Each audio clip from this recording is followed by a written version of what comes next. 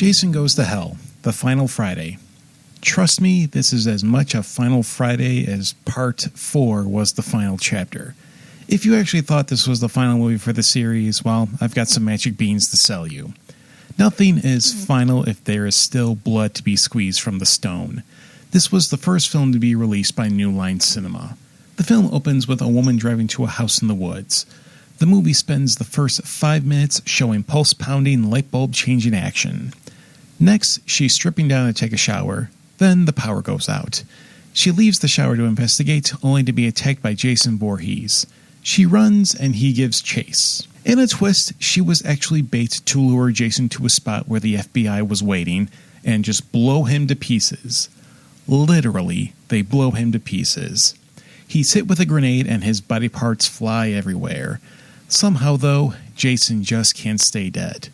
The coroner performing the autopsy on Jason's body eats Jason's heart. Jason's heart houses a worm that can possess people and use them as a vessel for Jason Voorhees. What? And then we're introduced to bounty hunter Creighton Duke. He claims to know how to kill Jason Voorhees. So now, drowning Jason in the water is no longer how you vanquish him. According to Duke, only a blood relative of Jason is capable of forever killing him. But if Jason, and when I say Jason, I mean the heartworm, if heartworm Jason inhabits the body of another Voorhees, he will return to his near-invincible state, hockey mask and all. Much like Part 5 and Part 6, this one tries to be different from the typical slasher formula, and it doesn't work for me. This one tries to go into an even more outrageous direction, but doesn't do so in an interesting manner. There was one possible plot element I'm glad this film didn't follow through on. The film introduces 2 Voorhees relatives, Jessica Kimball and her daughter Stephanie. Kimball is the last name used by the Voorheeses to hide from the public. Anyway, I was worried the worm would try to infect the baby, Stephanie, and we would get some Vigo the Carpathian Meshuggah, which would make the film even worse than it already is. We don't need babality Jason with a hockey mask. But we get Jason Voorhees coming back after the worm inhabits the dead body of Diana Voorhees. We still got a bad creative decision anyway. This one had a meta moment that was too much, even when compared to a film like Part 6, Jason Lives. You have a trio of teens, but they are clearly actors in their 20s, talking about how with Jason dead, they don't have to worry about being killed for having premarital sex and smoking dope. Is it too much to ask for just a little subtlety movie? A major change from the previous films is the use of visual effects. We have glimmers of light and soul spots that are just unnecessary. Seeing these effects in a Jason film is like watching the effects in Lucio Fulci's Manhattan Baby. Fulci was a director fans associated with gore effects. Yet Manhattan Baby was a more technical venture in minimizing the makeup effects. It felt out of place, just like visual effects in Jason Goes to Hell. Fortunately, we still get practical makeup effects from K&B. Greg Nicotero thought the design of Jason in this film was a natural progression. If you look at the detail of the hockey mask, you can see Jason's skin is actually enveloping the mask. It's a nice update on the character from an accomplished studio.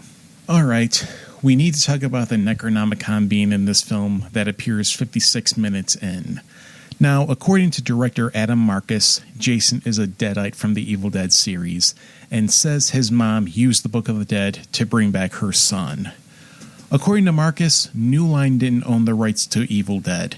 Yet, according to Bruce Campbell and Sam Raimi, New Line had the rights to Evil Dead, and the two of them weren't able to get the rights to that film, and instead had to shoot new scenes for the opening of Evil Dead 2.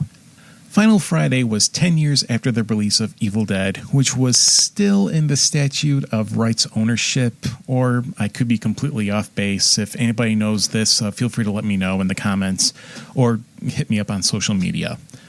I have some problems with this.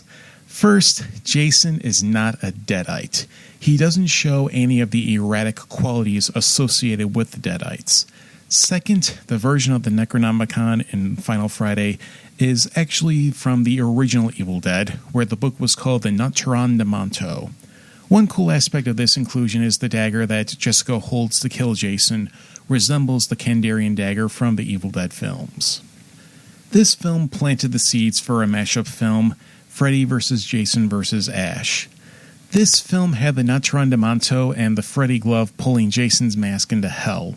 Putting these three characters together seemed like an inevitability. But here's Bruce Campbell to tell you why that film didn't happen. The rumor of Jason versus Freddy versus Ash is currently a pretty hot one. That one's buzzing around the internet. It's tearing it up on the internet. And that rumor, I have to say, is partially true. But you got to look at it this way. There's 3 franchises.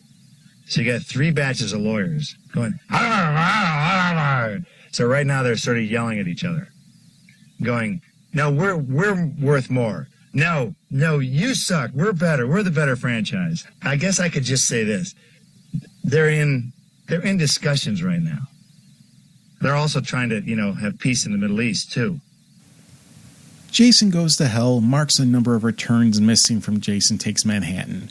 Sean Cunningham returns as the producer. Harry Manfredini returns to do the music score, one that is very different from the other scores.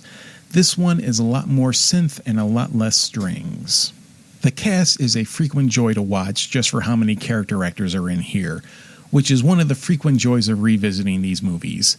Kane Hodder gets a brief non-Jason appearance as a guard at the morgue. The man has a sarcastic charm about him in this cameo. I've seen very few films with Hodder in an acting role outside of Jason Voorhees. Any suggestions for good Kane Hodder performances, feel free to let me know. Steve Williams, best known as X on the X-Files, seems to be channeling Fred the Hammer Williamson as Creighton Duke. It's a better performance than this film deserves. Richard Gant plays the morgue attendant who is possessed by Jason.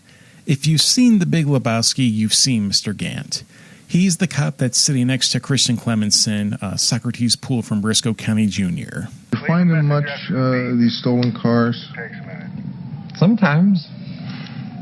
Wouldn't hold out much hope for the tape deck, though. Or the Credence. That's him saying, or the Credence. Steve Culp plays Robert, the scheming newscaster. You want to talk about a career trajectory. He went from Jason Goes to Hell to the stop-motion movie James and the Giant Peach to playing Robert Kennedy in the Cuban Missile Crisis drama 13 Days. I call that a positive career flow. There is a lot to like about this movie and a lot to dislike. I'm in the middle of this one, but I'm leaning towards the not a fan camp. Jason Goes to Hell is not the peak of the franchise like Part 2 or Part 4. I wouldn't put it in the unfairly maligned entries like Part 5 or Part 7. It's not as bad as Jason Takes a Boat Ride. It's not terrible, but it's far from good.